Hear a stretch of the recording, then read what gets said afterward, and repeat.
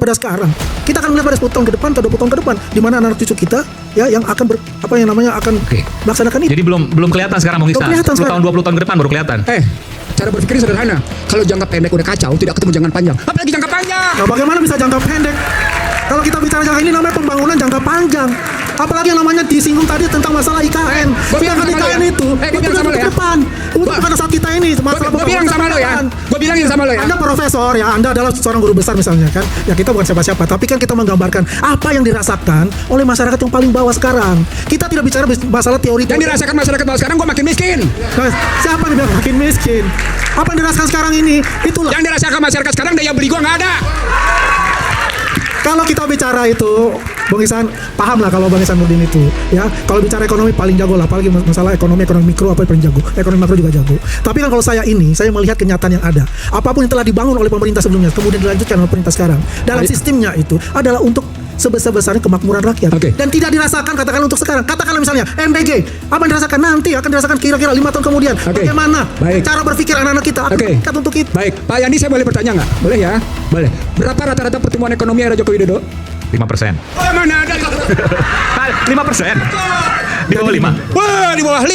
Kalau kita bicara sebentar. data dari BPS 5%. Nah, sebentar. 5% betul. Mana 5%? Baca BPS, baca BI, baca Kementerian Berapa Keuangan. data, Pakai data dong ngomong. Jangan asal nyablak. Nah, ini kenyataan yang kita terima. BPS kan yang disampaikan 5%. Kalau menurut Bung Iksan Enggak. BPS nggak menyampaikan segitu rata-rata Joko Widodo. BI juga nggak menyatakan itu. Kementerian Keuangan juga tidak menyatakan itu. Angkanya 4,7.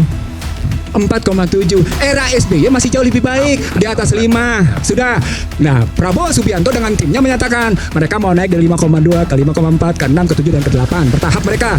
Pertanyaan ini menunjukkan tadi yang saya bilang, apakah itu diikuti dengan karena Joko Widodo itu kemarin ICOR itu tahu kan? Incremental Capital Output Ratio. Besarnya tambahan akan meningkatkan output.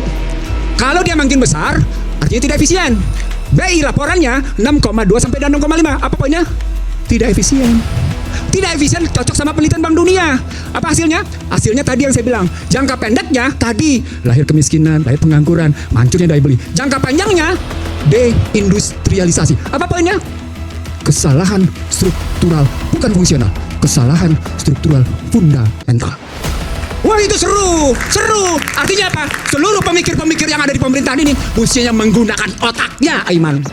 Keras gua ngomong nih, menggunakan otaknya. Kenapa mereka sekarang inkonsisten antara output jangka pendek sama output jangka panjang? Nggak bisa cuma sekedar bisnis as usual, nggak bisa cuma sekedar berbisnis mainstream, nggak bisa. Trump aja nunjukin kalau dia keluar dari mainstream. Anda tahu apa yang terjadi di Amerika? Decline and fall neoliberalism. Apa yang terjadi di Amerika sekarang?